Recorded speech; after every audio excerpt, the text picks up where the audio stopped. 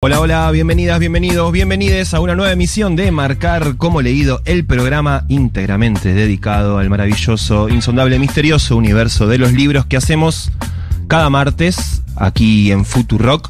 En esta ocasión especialísima porque estamos en la librería y café de Ediciones Futurock, acá al ladito de la radio, en el barrio de Almagro, en Medrano y Humahuaca. Se está grabando además este programa, vamos a colgarlo en las redes de la radio. Estamos como muy a gusto, ¿no? Porque rodeados de libros de la selección del catálogo, no solo de Futurock, sino también de un montón de editoriales que están disponibles acá en la librería. Hola, querida compañera Eugenia Sicabo, ¿cómo estás? Muy bien, estamos en la locación de nuestros sueños. Sí, como podría ser. El maridaje perfecto de Marcar como Leído, la librería de Futurock. Sí, totalmente. Así que estamos como pez en el agua, podría ¿Qué hacía antes decir que nosotros Darío Stanraiver, el abuelo? por ejemplo? Sí, bueno, está bien. Acá, ¿no? Se pica de repente con Darío. Se picó de repente, está claro. bien. Si se la banca, que venga. No, la autonomía del campo, ante todo. Sí. ¿Qué se piensa? ¿Que porque es filósofo es más que nosotros? ¿Acaso? Le mandamos nosotros un también beso estudiamos. enorme a Abrazo Darío grande. Zeta. Sí. Bueno, tenemos programón hoy porque tenemos una invitada. En minutos nomás vamos a estar conversando con Gabriela Borrelli Azara. La audiencia de este programa la recontraconoce porque es parte también de Futurock.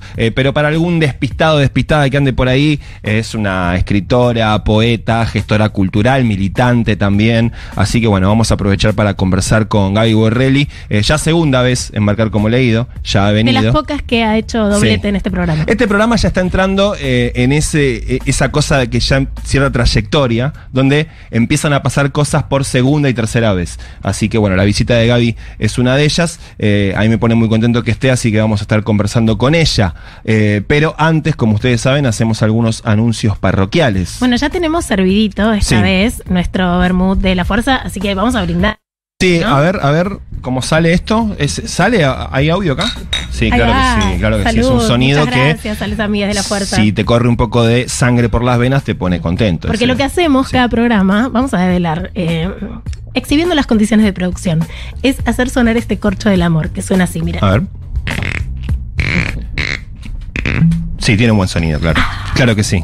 Y a Eugenia le sale particularmente bien. No será porque habrá descorchado muchas veces en su vida. O sí. O sí.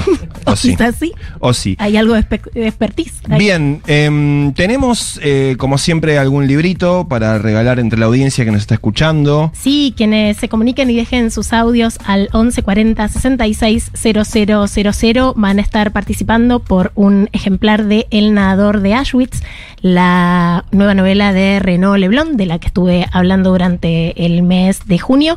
Y la consigna del día de hoy es que nos cuenten cuál es su poeta argentina favorita, en honor a la poeta de la casa. Muy bien, basta de cháchara entonces, esto es Marcar como Leído. Nacida en 1980 en la localidad de Monte Grande, provincia de Buenos Aires, ahí en el sur del conurbano bonaerense, cerquita de Seiza. Autora de libros como Hamaca Paraguaya, Vidrio, que se acaba de reeditar hace poquito, una gran novela, lecturas feministas 1 y 2. Mira, que tenemos cámaras, yo voy a hacer como... Sí. Miren, voy a ser la secretaria de Juan. De mostrando, claro. Vamos a cortar la manzanita. Secretaria de Gerardo. Acá tenemos vidrio. Los libritos de Gaby, me encanta nuevo rol de cartas. También la responsable del Festival Poesía Ya, un gran festival que se hizo en el CCK en los últimos años. Gaby Borrelli, bienvenida a Marcar como Leído. Hola, ¿cómo les va? Qué placer. Bueno, gracias. El placer es mío, me encanta el programa que hacen. Realmente, les dije, lo escucho, lo veo cuando lo filman, así que bueno, para mí me encanta venir y charlar con ustedes. Gaby, vos sabés que nosotros decimos a veces con Euge, cuando empezamos el programa, que los invitamos a los oyentes a una pequeña trampita a la realidad que hacemos durante una hora. Un poco agarrándose de la idea de que la literatura te evade de la realidad. Enfatizamos mucho en estos tiempos que son tan heavies en términos de actualidad. Pero eso siempre nos genera alguna pregunta, por lo menos a mí, cuando lo digo. Pienso que en realidad la literatura, más que una evasión de la realidad, es alguna suerte de intervención sobre la realidad, o que es algo que está dialogando de una forma, no poco problemática, ¿no? Porque es una discusión que tiene, sí, lo que hace la literatura, si está reflejando cuestiones de la realidad, interviene o no, cómo se refleja con el contexto. Bueno, vos sos una persona que siempre está como insistiendo con la idea de una militancia cultural, ¿no? Estás parada en un movimiento político que es el peronismo, que compartimos con mucha alegría, porque los peronistas nos ponen muy contentos de encontrarnos con otros peronistas. Y sobre todo en ese país que en este país, ¿no? En este país que ser escritor es no ser peronista, ¿no? La idea de Dios, la tradición literaria argentina es una tradición antiperonista, sin lugar a dudas. Bueno, claro. Porque lo marcaste y quiero decir que eso es, esto no quiero decir que no hay escritores, que el peronismo no dio una maquinaria de escritura, pero sí, eso sí, son partes de las escritoras que más me topo y mis escritoras favoritas de la literatura argentina. Yo me encuentro que ellas fueron invisibilizadas más que por el hecho de ser mujer, porque en la Argentina se leyó desde Eduarda Mansilla, pasando por Alfonsina Storni, a la tríada de los 60, Silvina Bullrich, a la Bullrich. Lynch, exacto, hay una tradición muy grande, pero sí hay una invisibilización de mujeres que quedaron pegadas al peronismo. Estoy hablando, por ejemplo, de Libertad Dimitrópoulou, ¿no? O el caso paradigmático de Aurora Venturini. Exacto, ¿no? Entonces me parece que, está bien que lo marques en un programa, ya que lo marcas, puedo decir eso, porque la literatura lo que juega, la literatura sí lo que juega en el juego más visible que tiene con la política es justamente la invisibilización, ¿no? Por cuestiones políticas de unos autores u otros. Y ahí también se juega un poco la literatura. Y la idea de la evasión, yo creo que este siglo XXI es difícil pensar la evasión en el siglo XXI, ¿no? Porque todo te hace evadirte de la realidad, en realidad, o la realidad está puesta en jaque sobre lo que es real o no es real. Entonces, la ficción de TikTok o la ficción de las redes, vivimos más en ficción que la ficción que propone, y eso está para pensar la literatura testimonial o del yo, que también nace o tiene una fuerza muy fundamental en el escenario literario mundial con las redes, ¿no? Cuando el concepto de realidad está puesto en jaque. A mí siempre me gusta decir, pero es más como una cosa militante, es decir, bueno, la literatura no es salirse del mundo, sino es habitarlo de una forma muy, muy, muy hermosa y muy precisa, y es habitar una lengua. Y también creo en el poder de la contaminación, ¿no? Que los libros que existan en una lengua ya provocan algo en esa lengua. Pero bueno, para evadirse, es un lugar, el mundo propone varias formas ahora de estar en el mundo. La literatura es una forma de estar en el mundo, ¿no? Leerla, escribirla, habitarla, ¿no? Bueno, la propuesta de tu primera novela, que es tu último libro publicado, Vidrio, que lo sacó Club Gem, es todo lo contrario a la evasión de la realidad. Te pone como muy de lleno en lo más crudo de lo real, porque transcurre en una cárcel de mujeres. Hay una máxima de la literatura que es que si vas a poner un cuchillo en escena, usalo. Y también otra máxima es que hay que empezar una novela con un puñetazo en la cara. Yo quiero leerles las primeras frases de la primera novela de Gaby Borrelli, que dice así: no traes nada en el culito, ¿no? Cuando saca el dedo, mete el mismo sin limpiarlo en la concha. Y en la conchita, y luego me manoseo un poco las tetas, solo para joder, porque es obvio que no escondo nada.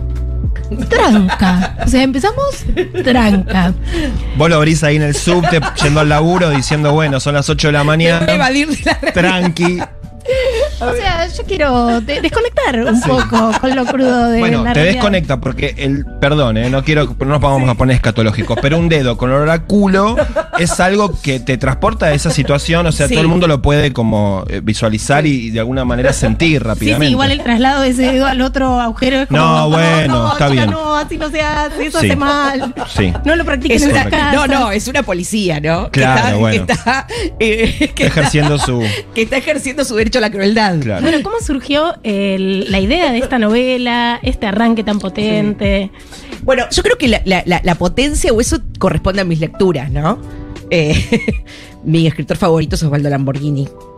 Creo que hay un poco un escritor, siempre hay algo que se trafica ahí, ¿no? Que esa idea de contaminación. Yo estoy contaminada por la literatura de Osvaldo Lamborghini. por esa idea de la lamborghiniana de la literatura, del sexo como poder, de lo escatológico como dispositivos de poder. Y realmente la novela surgió en un taller. Yo iba al taller de Alejandra Sina porque no había escrito narrativa, escribía ensayo y poesía, que es lo que más escribo. Iba al taller de Alejandra Sina y fui con una novela, me acuerdo, con una idea de novela absolutamente ambiciosa sobre Sísifa, ¿no? Quería hacer una novela filosófica, ¿no? Al estilo de la francesa. Reescribiendo mitos. Sí, reescribiendo mitos, sí. ¿No? Y me acuerdo ese día, que era un grupo muy pequeño. Alejandra es una gran tallerista, una gran maestra de escritores, y me acuerdo que las caras, cuando había leído eso de Sísifa, fue todo como un desagrado general que yo absorbí, y Alejandra me dijo, le falta a esa idea, podés sacar de ahí la idea de segunda vez, ¿no? Entonces ahí apareció, en esa semana que yo me quedé tan mal, ¿no? Con ese rechazo que había tenido ese texto, que me agarró como una bronca, ¿no? Sí. Una bronca contra lo que había escrito, una bronca conmigo misma de querer escribir una novela así tan... Y ahí apareció yo también en ese momento estaba como muy... varias cosas, ¿no? Estaba leyendo Breve Cárcel de Silvia Molloy, había pasado por una experiencia de un taller en la cárcel de Seiza, que tenía que ver con un taller literario, un taller de poesía, en la cárcel de Seiza con el grupo Yo No Fui, y estaba como dando vuelta todo eso, y ahí se impuso, apareció... La verdad que fue una aparición que tuve, ¿no? El personaje de Laura, que entraba por segunda vez, esa era la Sísifa, ¿no? Laura entra por segunda vez a la cárcel, ya sabía lo que iba a pasar, la revisan, ya sabe cómo la revisan, porque ya había entrado por drogas, ahora estaba por otro, y ahí se empezó a imponer la historia que fui escribiendo semana a semana en el taller de Alejandra. La novela salió en el 2020, en plena pandemia, la escribí del 2017, 2018 al 2020, 2 años la trabajé, y salió el 2020, y bueno, y como era plena pandemia, ahora se reeditó, se agotó la primera edición, entonces nos parecía interesante ahora, reeditarla y volver a ella como si fuera ahora que sale por primera vez. Sí, bueno, hay un realismo sucio, no solamente en ese primer párrafo que leyó Eugenia, sino a lo largo de toda la novela, ¿no? Es un texto que está permanentemente jugando y trabajando con situaciones, digamos, situaciones muy, muy concretas, ¿no? Permanentemente están ocurriendo cosas en ese entorno carcelario. Me quedé pensando cuando lo primero que dijiste es: estoy muy contaminada por la literatura. Sí. Y eso me quedó grabado el término, porque cuesta a veces escuchar a quienes escriben decir que lo que escriben de alguna manera es como no una influencia, sino como casi una forma de robo. Sí. Como que la literatura de alguna manera es un gran robo en el buen sentido. Yo no entiendo como lectora o como escritora, no entiendo, por eso hablo de contaminación, porque me parece que la idea de contaminación es más apropiada para la literatura, porque una no quiere escribir una novela. Sos fanática de Marguerite Duras. No sé si querés escribir El amante, pero hay algo de esa pasión y de lo que te provocó la lectura de Marguerite Duras. A mí, la literatura de Harmonia Somers o la literatura mismo de Aurora Venturini, que llegué un poco después, yo ya escribía un poco cuando me encontré con Aurora Venturini también, pero la idea, uno es más, esa admiración se traduce en una contaminación. La contaminación, ¿por qué? Porque no sabes por dónde te entra, ¿no? No sabes cómo y no sabes de qué manera tampoco te recorre, ¿no? Cuando un virus, aquí estamos en el siglo de los virus, y va a ser el siglo de los virus, podemos usar la metáfora del virósica para la literatura. Es como un virus. Yo eso lo digo en el prólogo de Lecturas Feministas 1, que la literatura feminista se mueve en el movimiento feminista virósicamente, ¿no? Nadie leyó, un montón de militantes feministas tal vez no leyeron a Simone de Beauvoir, pero están contaminadas por eso, ¿no? Saben que existe, saben que su vida está de alguna manera analizada. Lo contaminante es porque no sabes de qué manera en vos se mueve y de qué manera vos vivís con eso, en el término de escritor, y de qué manera vos escribís con eso. Pero todos los escritores están contaminados porque uno viene una lengua que ya está trabajada, y sin lugar a dudas hay algo de eso que se cocina indecible ahí. Hay de todo un poco. Hay plagio, hay robo, hay alejamientos también, hay rechazos. Uno escribe también a partir de lo que no quiere, de la literatura que rechazaste. Hay música, hay ritmo, ¿no? Bueno, ¿cuánto, por ejemplo, nuestra escritora estrella, ¿no? Mariana Enríquez, por ejemplo, ¿no? ¿Cuán la literatura de Mariana Enríquez, cuán contaminada de una música, de un ritmo, de todo lo que ella escucha, ¿no? Esa contaminación como un virus no se puede ver si no es con el microscopio de la crítica literaria, como hacen ustedes, ¿no? No se puede ver sin ese microscopio, o de la academia. Esos son los microscopios para ver ese virus. Y después nosotros nadamos en el virus, como nos resfriamos, ¿no? Sí, nos resfriamos y vivimos con eso. Pero a mí me gusta esa metáfora para pensar y lo que se llama influencias. Hay imágenes muy revulsivas en tu novela Vidrio. Me hizo acordar a Lamborghini. Yo llegué a Lamborghini a los 20 años. Leí por primera vez Days, esa novela gigante en donde, si mal no recuerdo, hay una civilización adentro del semen. Sí. Es como algo muy por fuera de la representación. Y siempre que aparece algo que yo no había podido verbalizar o pensar antes de leerlo, siempre me interesa eso que queda por fuera de la representación. Y algo parecido me pasó al leer tu novela con las escenas de violación entre mujeres. Yo no había leído ni pensado nunca en que una mujer podía violar a la otra, y de una manera tan violenta, bueno, en un entorno carcelario que además lo hace mucho más complicado. ¿Cómo llegaste a la construcción de esas escenas de sexo tan brutal? Yo eso sí fue buscado. Yo justamente quería narrar eso. Quería narrar porque siempre... bueno, como feminista, la idea de la violación es una idea que siempre me prende una luz roja en lo que leo, ¿no? Las leo, las analizo.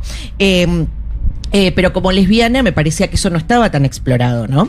Y vos sabés que eso sí fue buscado. Yo quería narrar una violación entre mujeres porque había escuchado testimonios de violación entre mujeres y quería narrarlo porque me parecía que faltaba. Me acuerdo que ahora se hizo la película, pero yo me inspiré mucho en esa sí me inspiré y la busqué en un libro que se llama Raza de Víboras, donde una ex monja que denunció a la madre superiora en Lomas de Zamora que ella la había violado. Y ella narra es un libro testimonial, ¿no? El testimonio de cómo ella lleva adelante acciones en el Vaticano. Y yo me inspiré en la narración de cómo ella narró su propia violación por la madre superiora, y en otras. Pero eso sí me parecía que era un punto que yo quería que estuviera en la novela. Y trabajé muchísimo, porque, bueno, me parecía, noté lo mismo que vos, que no está muy explorado ni muy radado, como si hubiera un temor a esa violencia entre mujeres. Y la cárcel de mujeres es un escenario, bueno, donde también hay mucha violencia, pero hay mucho amor, porque Laura también encuentra el amor, ¿no? Y también cómo ahí es diferente cuando el patriarcado se retira, pero también contamina esas relaciones. Cómo se resuelven esos conflictos, ¿no? Cómo es la vida después de esa violación, ¿no? Que es bien diferente a otras. A mí me regalaste imágenes que no quería tener, la verdad. Honestamente, yo no quería que me habitaran esas imágenes. Desver. Y ahora no puedo olvidar. Bueno, no hice peor que Tadei. El botón de desleer. Desleer. No está. Marcar como no leído. Sí, claro. Bueno, vamos a ver, hay que inventar. Es muy buena, tienen que hacer en la columna de marcar como no leí. Estaría bueno. Marcar como no leí. Es muy buena. Hay que anotar la idea. Gaby, tu protagonista en Vidrio cae por segunda vez por venta de falopa, acusado de un homicidio que no se entiende bien cómo pasó, ¿no? Está hasta las manos, digamos, ¿no? Podríamos decirse. Hasta las manos. Pero puede zafar un poco en la biblioteca. Sí. A pesar de que abre el libro, lo ojea, no lee ni una página, pero ese entorno de alguna manera es como un lugar donde respira un poco, ¿no? Puede parar, puede encontrar algún poquito de luz en ese entorno donde está ahí complicada. Vos dijiste que pasaste por la experiencia de un taller en la cárcel. ¿Qué rol cumple contanos cómo es, qué pasa en los talleres literarios en la cárcel, en las bibliotecas, qué pasa en los libros con las presas. Bueno, no soy una especialista, fui invitada varias veces, Sí. que no es, hubo mucha gente, María Medrano, Claudia Prado, que hacían Sí. esos talleres y muchos talleres. Bueno, Carlos Ríos. Las chicas de Yo no fui están hace 20 años. Están hace 20 Yo recuerdo años. lo de María cuando trabajaba en Hecho en Buenos Aires. Exacto. Hace más de 20 años. Hace sí. más de 20 años. Y bueno, Liliana Cabrera, que yo la conocí cuando participaba del taller, ahora ella los da también, hace mucho, tiene 6 libros, a Liliana Cabrera. Todo ese grupo. Bueno, Carlos Ríos también, el gran escritor Carlos Ríos, que tiene una experiencia. Yo tengo experiencia de ir y de conmoverme con esa situación. De conmoverme porque bueno, como vos decías al inicio, yo soy de Montegrande y la cárcel de Ezeiza siempre fue una presencia muy cercana. En Montegrande las dos presencias cercanas son el aeropuerto y la cárcel, ¿no? La mitad de la gente en Montegrande labura en el aeropuerto o en la cárcel. La salida es Ezeiza. Entonces, bueno, siempre fue, y además siempre me interesaba como la población carcelaria atravesada por el patriarcado, ¿no? Bueno, cuántas de esas mujeres en Ezeiza estaban ahí más por el patriarcado que por el delito, ¿no? O cuánto de ese delito era una reacción del otro. Siempre me interesó eso. Y también me interesó cómo funciona el taller literario. Cómo funciona el taller literario en el contexto más radical de la experiencia humana, que es estar encerrada por un delito, ¿no? Porque, bueno, ¿no? Cómo funciona el taller, ¿qué hace? Porque está muy bien, ¿no? Yo que soy una chica que estudié letras y voy a un taller literario, pero ¿qué tal una persona que tiene una condena en una cárcel? ¿Cómo funciona ahí el taller literario? Y lo que descubro ahí es una posibilidad de habitar esa existencia muy creativa, pero no resiliente ni de resistencia, sino positivamente, ¿no? De una forma de estar en el mundo y de habitar eso. No sé si es ese sentido de que redime de algo. No lo pienso en términos de lo que hace en una persona, porque lo que hace la literatura en una persona yo no lo sé. No es que nos transformamos en mejores personas leyendo. Pero sí creo que la experiencia del taller literario en esos contextos propone una forma de pasar, de estar en el mundo y de canalizar esa experiencia muy potente, ¿no? Sí, porque no se me ocurre pensar una situación más dura, más extrema que la cárcel. Además es el salir de la soledad, ¿no? Porque en la novela Laura va al taller y lo primero que le leen es un poema de Paul Éluard. Y ella se descubre hermanada con Paul Éluard porque Paul Éluard estuvo preso, ¿no? Cuando la profesora le cuenta que Paul Éluard estuvo preso, que era un francés, que nada que ver, ella se siente ya hermanada, ¿no? Porque esa poesía le llegó de alguna manera, el poema de Paul Éluard le llegó y ella siente algo ahí. Y es el lugar donde sí, encuentra un respiro, pero también decir, bueno, la cárcel es esto, pero también es esto la cárcel. También es mi posibilidad de leer, de escribir. Eso es lo que ella descubre en el taller y se va a formar el taller, bueno, en un lugar principal, ¿no? En Vidrio. Y qué importante la existencia de bibliotecas en las cárceles. Uno siempre fantasea, es como la fantasía contrafáctica, ¿no? ¿Qué hacer en caso de una violación? ¿Qué hacer en caso de si caes en cana?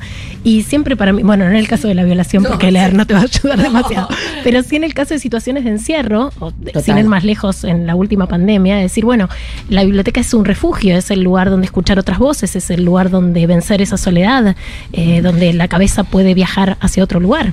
La literatura es el lugar de es todo lo contrario a la soledad. Es el lugar donde nunca se está sola, ¿no? Está siempre dialogando con ese libro, con lo que ese libro propone, con ese mundo. El libro lo presentó el Pitu Salvatierra, esta nueva edición. Fue una hermosa experiencia esa con el Pitu, que leyó la novela y me contaba él, ¿no?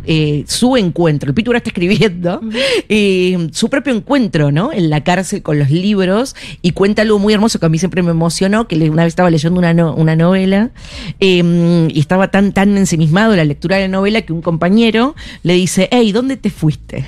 ¿No? Hermoso. Claro, ¿no? Él como que dice, entonces en ese momento el Pitu dice, yo me había ido de ahí por un momento, ¿no? Pero no me sentía solo. Así que bueno, fue, creo que un poco de eso quería, Laura, la protagonista, no se siente sola, ¿no? Su problema no es la soledad. El problema de Laura es bueno, los problemas con los que yo fantaseo, imagino que tiene una persona como ella adicta, ¿no? El primero, la abstinencia. Entonces la novela tiene el ritmo de la abstinencia. Y después la culpa y todo por lo que ella está ahí adentro, pero no la soledad. Como todos los martes, gracias a la gente amiga del Grupo Planeta, tenemos para sortear entre esta oyentada y hoy audiencia, teleaudiencia de Marcar como Leído, un ejemplar de El nadador de Auschwitz de Renaud Leblond. Para participar nos tienen que mandar sus audios al 1140 66 000 y contarnos cuál es su poeta argentina favorita.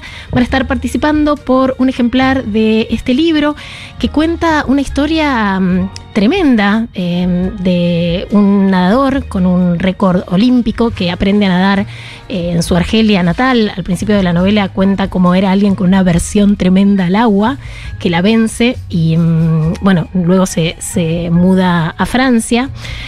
Por ser judío va cambiando de ciudad dentro de Francia a medida que avanza el nazismo, hasta que finalmente es deportado a Auschwitz en 1943. Este nadador, que se llama Nakash, batió el récord mundial de mariposa en 1941, un récord que estuvo vigente durante 5 años, un hecho que los nazis conocían. Entonces en Auschwitz lo sometían a pruebas absurdas, ridículas, en unas piscinas absolutamente anegadas que había en los campos de concentración. Entonces le decían, che, anda a buscar, te tiramos un cuchillo, si lo sacás con la boca, hoy comes carne, si no, te espera como unos saltos de error. Y además te describe Leblond cómo es el entorno de esos campos de concentración en invierno. Entonces te pone en el cuerpo de ese nadador e inventa ese pensamiento que lo hizo sobrevivir, ¿no? De concentrarse, de volver a ser ese nadador olímpico para salvar la vida. Es alguien que sobrevive a Auschwitz, participa en esa marcha en donde de campo de concentración al otro ante la avanzada soviética murieron además un montón de judíos en ese traslado. Él también sobrevive, pierde a su mujer y a su hija en Auschwitz y después de haber perdido 30 kilos y después del infierno de Auschwitz, en el 45 se vuelve a clasificar para los Juegos Olímpicos y vuelve a ser un nadador olímpico. Es como una historia que es justamente cuando la realidad supera la ficción, y en este caso con las herramientas de Renaud Leblond de la ficción, hace que sea una historia aún más atractiva, si eso era posible. Una novela impresionante de una vida muy fuera de serie, se llama El nadador de Auschwitz de Renaud Leblond. Es el último ejemplar de este mes porque ya en julio vamos a hablar de otro libro, así que participen 1140 66 000.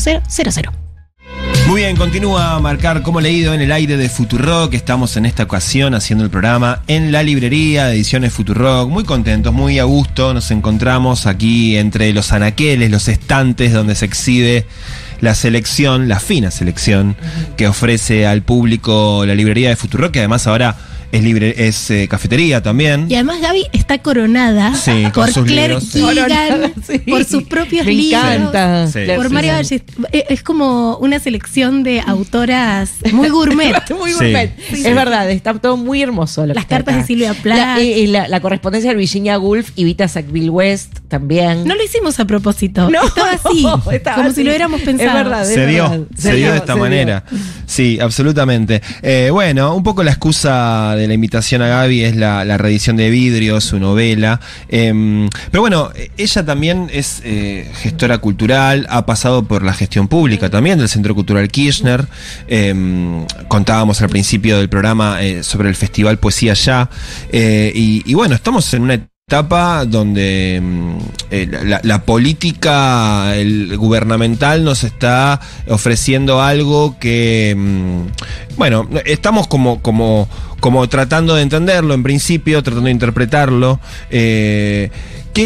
¿Qué pensaste vos en este tiempo, desde que tenemos el presidente que tenemos, desde que se han desmantelado las políticas públicas en términos culturales? Y sobre todo, ¿qué es lo que tiene para hacer el campo cultural en este momento? Porque en estas situaciones es donde se pone a prueba, me parece, el nervio que tiene un campo cultural de una sociedad como la Argentina, que tiene digamos, cosas ocurriendo todo el tiempo, centros culturales, bibliotecas populares, talleres literarios, pero sin embargo siempre hay como una pregunta, ¿no? Si la literatura, la producción, la cultura tiene que intervenir, tiene que decir algo de su época. Yo creo que lo dice aún sin quererlo, ¿no? Lo hace aún sin proponérselo, y los proyectos literarios o artísticos que intentan directamente intervenir suelen fracasar y suelen sobrevivir los que insisten haciéndolo. Yo creo que este gobierno lo primero que hace es encarna una afrenta muy directa con las principales instituciones estatales que establecen lazos con lo cultural, ¿no? Lo primero que hace es una afrenta, digo, está el Inca, el Fondo Nacional de las Artes, desarmar todo un entramado cultural, vaciar de contenido los centros culturales con los que... Meterse con la ley del libro. Con la ley del libro. Los actores de la cadena de valor del libro están de acuerdo. Las relaciones entre el Estado y la cultura o la literatura son creativas e indirectas en el sentido material, de promocionar, de fomentar, y también indirectas en el sentido de lo que todo libro habla de su época de alguna manera, ¿no? Aunque sea la ficción, bueno, no sé, La infancia del mundo, por ejemplo, de Michel Nieva, ¿no? Lo leí hace poco ese libro. Bueno, ¿no? Sí. Ese es un libro para que desde el 2272 es que transcurre, ¿no? En la pampa caribeña. El Caribe pampeano. El Caribe pampeano. A los mosquitos de otra manera. Claro, sí, exacto. No solo pensar en el dengue. Claro, habla mucho de la política o del mundo o del futuro, como estamos pensando el futuro, ¿no? Me parece que hay mucho de esas relaciones que este neocolonialismo intenta, y están en una batalla cultural. ¿De qué está llena esa batalla cultural? Bueno, de horadar esas relaciones creativas entre Estado y cultura, ¿no? Y ahí, bueno, me parece que todavía hay mucho del campo cultural, del campo cultural y de sus agentes, ya sea artistas, espacios, ¿no? Todos los que son agentes culturales, que están primero recibiendo el golpe, dándose cuenta que tenían pocos anticuerpos para esa defensa, pero por otro lado, creo que sí. Lo que a mí me gusta mucho, la potencia política de, como decías vos, instituciones culturales que no tienen tanto renombre, pero como son los fanzines, las ferias, los encuentros, las editoriales independientes, bueno, los talleres literarios, que para mí los talleres en este momento son un núcleo de mucha discusión política, sobre todo, aunque literaria, pero política. No sé, por ejemplo, yo pienso en el taller de un poeta y amigo mío, Javier Roldán. Él tiene talleres con todos pibes muy jóvenes, ¿no?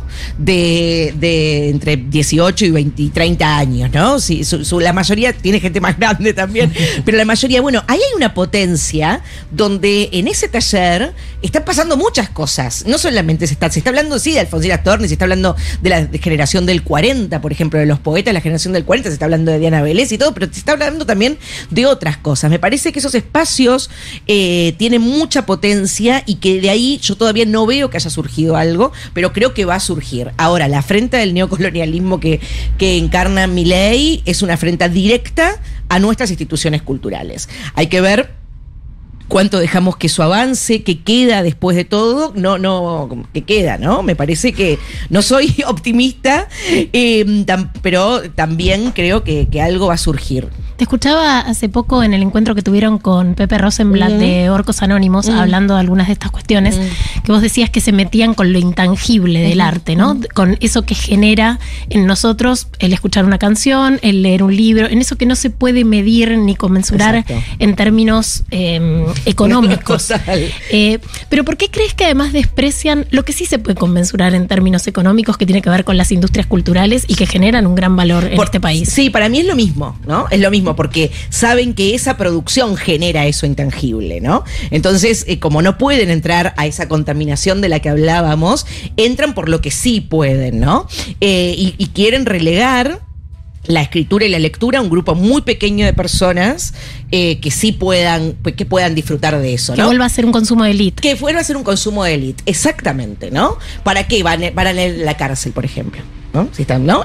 Vamos al ejemplo de la cárcel, ¿no? Que son talleres sostenidos por ONGs o universidades, ¿no? ¿Por qué eso, no? ¿Por qué tengo que pagar con mis impuestos? Bueno, hay algo que se genera ahí que mejora la vida tuya y del otro y mejora esa vida. Yo creo que la primera afrenta que hacen ellos, como no pueden, para llegar a lo inmaterial, es llegar a los caminos que producen esa intangibilidad, ¿no?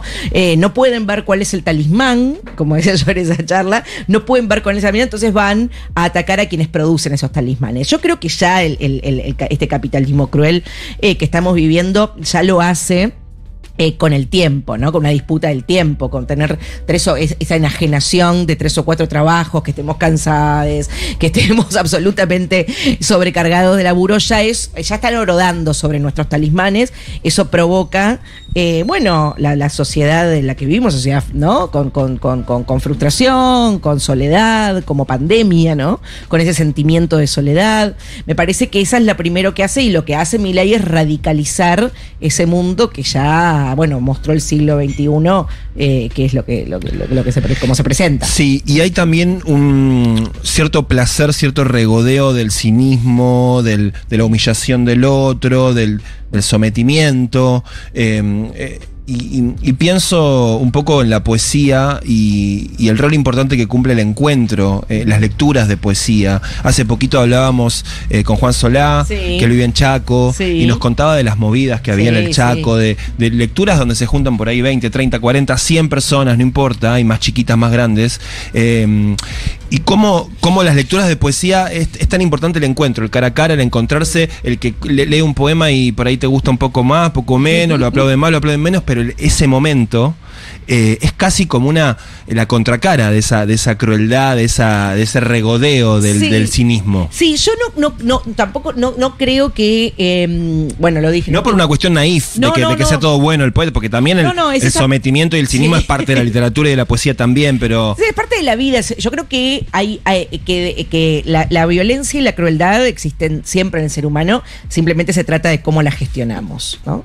De cuáles son los dispositivos que tenemos a nuestro alcance como seres humanos para gestionar la violencia. La violencia no se apaga, la crueldad no se apaga, la maldad no se apaga ni desaparece de la existencia, simplemente se gestiona, ¿no?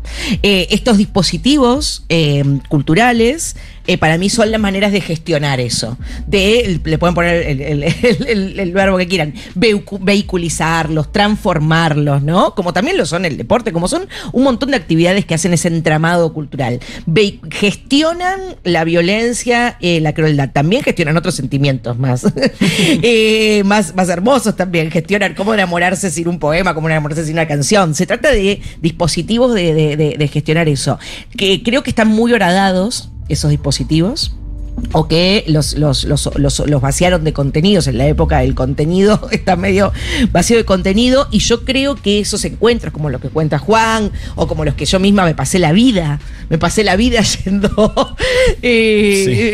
a lecturas de poesía, a tomar vino, ¿no? Y a escuchar poetas. Exacto. Qué lindo. Que me he pasado Qué la vida belleza.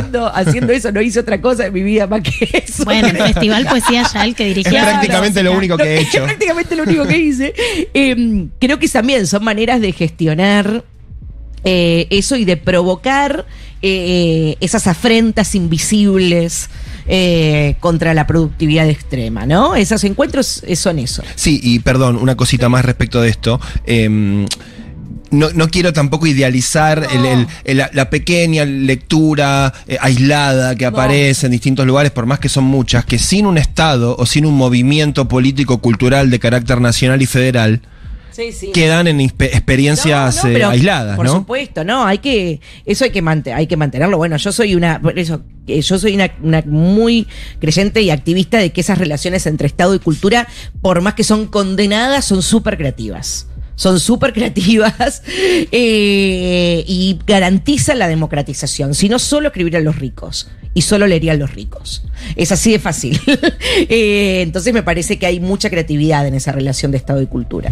Hay un tema que me viene obsesionando desde que leí aquel libro de Pablo Stefanoni de por qué la rebeldía se volvió de derecha, de por qué seguimos leyendo distintas distopías o futuros no muy alentadores y no aparecen nuestras utopías, desde la ficción o desde nuestra propia ley base, desde la cultura, ¿no? De cómo generar ese contradiscurso, que no puede ser el discurso anterior, porque hubo una reacción a ese discurso, y ese discurso perdió, y hay que buscar maneras creativas y volverlos políticas públicas, encuentros. Ese es un punto muy interesante y me parece que ahí hay una clave, ¿no? Una clave para imaginarnos un futuro, ¿no? Porque es verdad que por ahí perdimos una imaginación acerca del futuro que queremos, ¿no? Estamos tan pensando lo que se puede, lo que es posible, que perdimos esa imposibilidad, no ya de lo imposible como en el 68, ¿no? Sino de pensar otra cosa es posible. Yo la primera que escuché cuando salieron Las aventuras de la China Iron, de Gabriela Cabezón Cámara, Gabriela decía eso, fue una de las primeras escritoras que me hizo pensar en esto. Porque ella decía, bueno, el final de Las aventuras de la China Iron es un final, una utopía, ¿no? Una utopía por el Río de la Plata, de una nueva conformación de familia y tal vez de sociedad. Bueno, en La niña del naranjel, ¿no? Esta idea, y Gabriela decía, la idea de pensar ficciones, de que la utopía pueda disputar. Para mí la imaginación es un gran terreno de investigación, ¿no? Pensar, digo, hay algo de la ficción que investiga, ¿no? Por más que no es que solo el escritor va con datos. Yo no fui a una cárcel a ver cuántos talleres, pero para mí fue una investigación. Imaginarme a un taller literario en una cárcel es una investigación. Me parece que la ficción en este momento puede investigar un futuro y lo puede hacer a través de otras distopías. Ya investigamos, ya está muy investigado como lectores estas distopías, ¿no? Tremendas. Lo que sale mal no sale bien. Exacto. Eso pero me parece que lo que decís vos también en el pensamiento nacional, ¿no? Me parece que es algo para decir, está faltando quien piense qué mundo no solo es posible, sino qué mundo queremos, ¿no? Cómo queremos vivir, de qué manera queremos vivir. Y también creo que, volviendo a la situación actual, que una de las primeras dardos del mileísmo fue al movimiento feminista. El movimiento feminista sí tiene un mundo para imaginar, ¿no? Lo imagina todo el tiempo. Yo quiero un mundo sin esta violencia patriarcal, quiero un mundo donde esto, quiero un mundo comunitario, quiero un mundo, ¿no? A esa imaginación potente que tiene el feminismo fue a lo primero que se atacó y a las primeras que culparon, ¿no? Encima por la derecha. Creo que ahí hay una clave para pensar el futuro. Y apareció también cuando se atacó la educación rápidamente, con una reacción, si se quiere, no tan orgánica en términos de línea política, pero sí masiva en todo el país, total, ¿no? Total. Como, bueno, por lo menos esa gente que se está expresando está diciendo queremos educación pública gratuita, totalmente, de calidad. Y en ese sentido, bueno, es como van apareciendo límites, ¿no? Sí. Que se plantean, que pueden llegar a ser los gérmenes de algún otro tipo de articulación. Y también van apareciendo intelectuales de la época, ¿no? Gente de 40, de 35, bien, sí, ¿no? El otro día había que entrevistaste ahí a Acevedo. Ahí me encanta. Bueno, ahí para mí es yo quiero que le invitemos a marcar como leído un día. Yo también. Tiene les recomiendo el primer cuento, Abrazo al futuro. Bueno, ya, ¿no? Abrazo al futuro es un gran título. Es un gran título, sí. ese cuento.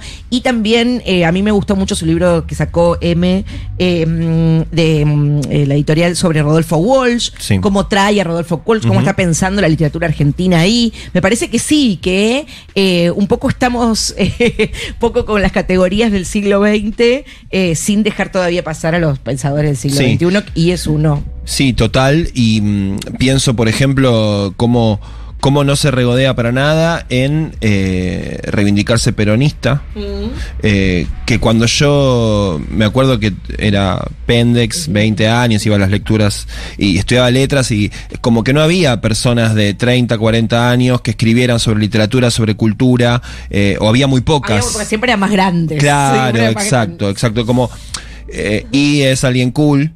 Sí. ¿no? Y se reivindica como peronista. Sí. No era así antes. No. Entonces, bueno, algo de eso, porque pienso en esto del discurso, que ahora hay como una cosa muy de autoflagelación de lo Sí. que fueron los años del kirchnerismo, como ese discurso. Hay muchos que dicen se pasó de progre y qué sé yo. Bueno, cómo empiezan a aparecer. Yo vivo en el exceso. A mí que me acusen de pasarme siempre. Claro, es habitual. Vivo en el, claro, no el pasarse de progre, sí, vivo en el exceso. Sí. Creo que el pasarse de progre, de pasarte de progre Te pasa de pobre te pasa de después. pobre, Claro, porque el lenguaje no te traiciona, te acompaña, pasa de claro. progre.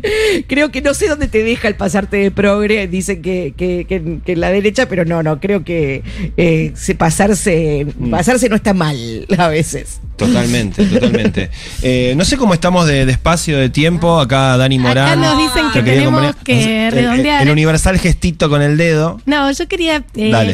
en sintonía con este programa, Gaby siempre reivindica a los lectores. Dice que leer siempre es tan importante como escribirlo. Reivindica siempre el trabajo creativo de los lectores. Si tenés algo para recomendarnos que estés leyendo ahora que te haya roto la cabeza en los últimos tiempos. Sí, a ver, ¿qué estuve leyendo? Bueno, yo siempre estoy leyendo, no soy una investigadora profesional, no una académica, pero bueno, últimamente estoy leyendo muchas mujeres de la década del 40, a Luisa Sofovich, por ejemplo. Luisa Sofovich, una gran escritora, que también catalogada como o condenada medio al olvido por su participación en el peronismo, escribía cuentos extraordinarios en el diario La Prensa, cuando la prensa la dirigía la CGT. Tiene una tiene un libro que a mí me hubiera encantado escribir, que es una biografía de la Gioconda. Wow. Es hermoso. Luisa Sofovich, escritora argentina, y un libro de cuentos. Por ejemplo, bueno, yo me encuentro con muchas escritoras que ya no están, como bueno,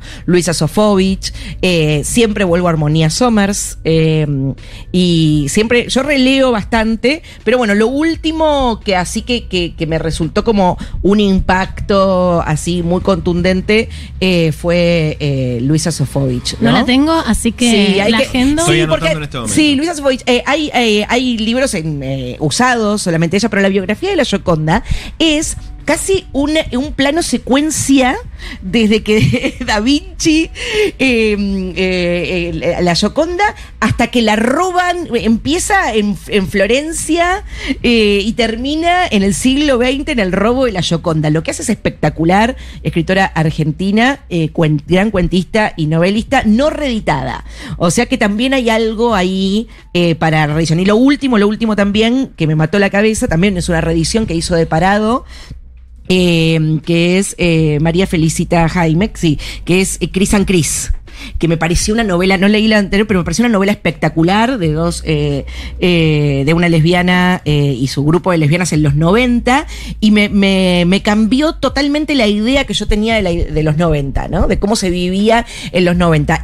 Tanto que se está hablando de los 90, que vuelve el neoliberalismo, esa novelita, Cris and Cris, es una investigación ficcional, divertida, sobre los 90. Y quien quiera saber más de las recomendaciones de Gaby, en Ediciones Futurock están publicadas Lecturas Feministas 1 y Lecturas Feministas 2, que van a aprender un montón, y además hace la concesión a los lectores de poner párrafos de las autoras a las que recomienda, así que es una síntesis perfecta. Muchísimas gracias, Gaby. Gracias, un placer, Gaby. como Gracias, siempre. los quiero los dos Habitar mucho. tu exceso. Gracias, sí. Soy Qué lindo. excesiva al hablar, pero Es bueno, eso hermoso. sé que son buenos sobre las notas. Completamente. Bueno, gracias Eugenia, gracias Juan, los quiero mucho. Gracias. Qué placer, gracias Gaby. Nosotros también. Gaby Borrelli pasó por Marcar como leído. No solo me había respondido, sino que me avisaba que ya había consultado los horarios de visita y que en 2 días venía a verme. Ese chongo quiere joda, parece. Debe estar embolado con la germu, le respondí. Sabía que podía contar con vos. Nos vemos. Y le agarré la mano a la Deli y me fui a dormir con ella, una cucharita hermosa, porque se estaba armando de nuevo mi vida. Acá. Ese fue el final de Vidrio de Gabriela Borrelli Azara, publicado por Club Hemp.